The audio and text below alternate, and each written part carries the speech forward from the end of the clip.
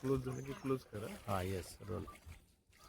आज माने कुटुंबियांच्या दरवर्षीच्या प्रमाणे भातशेती लागवडीच्या कार्यक्रमासाठी कमलाश्रम जाकीमिरे रत्नागिरी येथे आम्ही सर्व माने कुटुंबीय आमचे कुटुंब प्रमुख हेमचंद्र यशवंतराव माने यांच्या साथीनं या ठिकाणी लावणी कार्यक्रमाला आलेलो आहोत. आम्ही दरवर्षी अशा प्रकारची आम्ही शेती करत असतो. हेमंतराव माने हे कृषी उत्पन्न बाजार समिती संचालक आहेत रत्नागिरीचे, त्याचबरोबर मिऱ्या विविधकारी सोसायटीचे चेअरमन आहेत आणि एक प्रगतशील आंबा उत्पादक शेतकरी बागायतदार आहेत आणि वडिलोपार्जित माने कुटुंबाचा शेतीचा हा व्यवसाय आहे. आज मी स्वतः बाळ माने तालुका खरेदी विक्री संघाचा चेअरमन तर आहेच, परंतु या ठिकाणी सहकारी क्षेत्रामध्ये काम करणारा मी कार्यकर्ता. आज माझ्यासोबत आमच्या वहिनी सुजाता माने आहेत, माझ्या सौभाग्यवती सौ माधवी माने आहेत, आमचे ज्येष्ठ चिरंजीव मिहीर माने, सुनबाई शिवानी माने, धाकटे चिरंजीव विराज माने, आमच्या भगिनी कांचन सावंत माने आणि सगळे आमचे सहकारी या ठिकाणी हेमंतराव मानेंच्या साथीनं आम्ही या ठिकाणी सगळे आज हा शेतीचा लावणीचा कार्यक्रम केला आहे. खरं तर यंदा पाऊस उशिरा झाल्यामुळं शेतकऱ्यावरती संकट आहे आणि आपल्या रत्नागिरी जिल्ह्यामध्ये लावणीचा किंवा शेती लागवडीखाली जे क्षेत्र आहे त्याच्यामध्ये पेरण्या झाल्या होत्या. अवेळी पडलेल्या पावसामुळं काही ठिकाणी दुबार पेरण्या कराव्या लागल्या.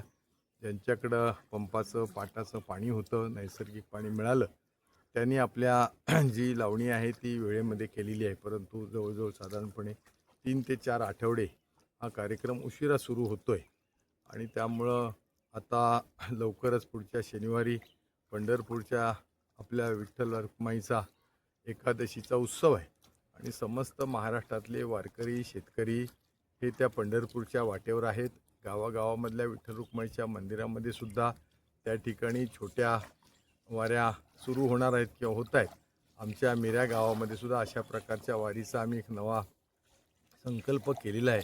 पुढच्या शनिवारी 2 तासाची मिऱ्या ते विठ्ठल मंदिर रुक्माई मंदिर रत्नागिरीमध्ये आम्ही या ठिकाणी सडामिऱ्या, जाकीमिऱ्या, भाटीमिऱ्यातले सर्व ग्रामस्थ या ठिकाणी 2 तासाची एक विठ्ठलाची रुक्मिणीची वारी आम्ही त्या ठिकाणी करणार आहोत आणि त्यामुळं यंदा आंबा उत्पादनसुद्धा कमी झालं, काजू उत्पादन कमी झालं. राज्य सरकारने, देवेंद्र फडणवीस साहेबांनी, मुख्यमंत्र्यांनी शेतकऱ्याला एक आधार दिला. आम्ही सगळ्यांनी मागणी केली होती आणि 2 लाखापर्यंतचं कृषी कर्ज आज माफ केलेलं म्हणून तमाम शेतकऱ्यांच्या वतीनं राज्याचे कार्यक्षम संवेदनशील असलेले मुख्यमंत्री आमचे सहकारी मार्गदर्शक देवेंद्रजी फडणवीस साहेब यांचंसुद्धा मी मनपूर्वक कोकणातल्या महाराष्ट्रातल्या शेतकऱ्यांच्या वतीनं अभिनंदन करतो आहे. त्याचबरोबर वीज बिलाची सुद्धा थकबाकी होती जवळजवळ 25,000 कोटीची, तीसुद्धा त्यांनी आज माफ करून एक आधार दिलेला आहे शेतकऱ्याला आणि यंदा पेरण्या कमी झाल्यात, उत्पन्न कमी आहे भातशेतीचं.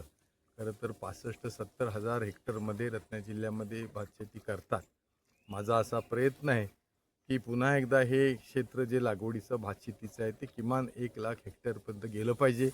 इथलं लागणारं जे आम्हाला भाताचं किंवा तांदळाचं जे उत्पादन आहे ते इथल्या शेतकऱ्यांनी इथं पिकवलं पाहिजे. आमच्या खरेदी विक्री संघाच्या माध्यमातून हा माझा प्रयत्न आहे आणि लेव्हीच्या रूपानं जादाचं जे भात आहे ते यंदा हमी भावसुद्धा चांगल्या पद्धतीचा मिळतो आहे. जवळजवळ 3,000 रुपये क्विंटलचा भातशेतीचा किंवा भाताचा धानाचा दर क्विंटलला आज सरकार देते. पुढच्या वर्षीसुद्धा त्याच्यामध्ये इन्सेंटिव्ह काही मिळेल आणि साधारणपणे माझी सरकारला विनंती आहे की रेशनवरती धान्य देतात, हा तांदूळ असेल किंवा अन्य काही जे आहेत गहू ज्वारी किंवा जे काही आहे हे दुसऱ्या ठिकाणून येतं, तर रत्नागिरी जिल्ह्यातलंच भात त्याचा राईस मिलमध्ये त्याचा भात करून तो जर रेशनवर सरकारने दिला तर सरकारचं करोडो रुपयाचं उत्पन्न वाचेल आणि मला असं वाटतं त्या जिल्ह्याला हे वाचलेलं जे उत्पन्न आहे, कारण आज कुठेतरी मध्य प्रदेश असेल, छत्तीसगड असेल, इथला तांदूळ किंवा विदर्भातला तांदूळ भात धानाचा शेतकऱ्याचा भात करून त्याचा तांदूळ करून तो रेशनवर येतो. याऐवजी ह्याच्यामध्ये खूप मोठ्या प्रकारचा खर्च सरकारला, केंद्र सरकारला येतो, राज्याला येतो. तर माझा हा प्रयत्न आत्मनिर्भर भारतातला हा एक संकल्प आम्ही आत्मनिर्भर रत्नागिरी करावी की रेशनवरती जे सगळं धान्य तांदूळ विशेष करून जो येतो तो इथल्याच शेतकऱ्यांनी पिकवावा, तोच लेवीच्या रूपानं सरकारने घ्यावा. इथंच काही ठिकाणी भौगोलिकदृष्ट्या बघून राईस मिल कराव्यात आणि त्या राईस मिलचा भात हा परत रेशनवर इथल्याच शेतकऱ्याला मिळावा, जेणेकरून शेतीकडं लोक वळतील मेहनती राहतील. कुटुंब पुन्हा एकदा आज आमचा हा प्रयत्न जो आहे हा सगळ्या कुटुंबांनी पूर्वी जी शेती करते आज शेती सोडली काही कारणानं ती शेती पुन्हा एकदा केली पाहिजे ही त्यातली अपेक्षा आहे. कारण बळीराजा शेतकरी हाच शेवट एक आधारस्तंभ आहे. जगाला अन्नदाता देणारा हा जो बळीराजा आहे ह्यांनी सुद्धा आपापलं आत्मनिर्भर यातलं शेतीचं उत्पन्न आपण वाढवलं पाहिजे. आणि म्हणून प्रतिवर्षाप्रमाणे आजचा हा आमचा लावणीचा कार्यक्रम या ठिकाणी होतोय. अनेक ठिकाणी जिल्ह्यामध्ये लावण्या पुऱ्या झाल्यात, काही ठिकाणी व्हायच्या आहेत. आषाढ अमावास्येला हे सगळं संपतं साधन, ज्याला आपण गटारी अमावास्या म्हणतो. मला वाटतं ऑगस्ट महिन्याच्या 14-15 तारखेच्या दरम्यान आषाढ अमावास्या आहे. एक महिना यंदा अधिक आला, त्यामुळे थोड्याशा लावण्या उशिरा आणि पाऊस उशिरा झाला आहे.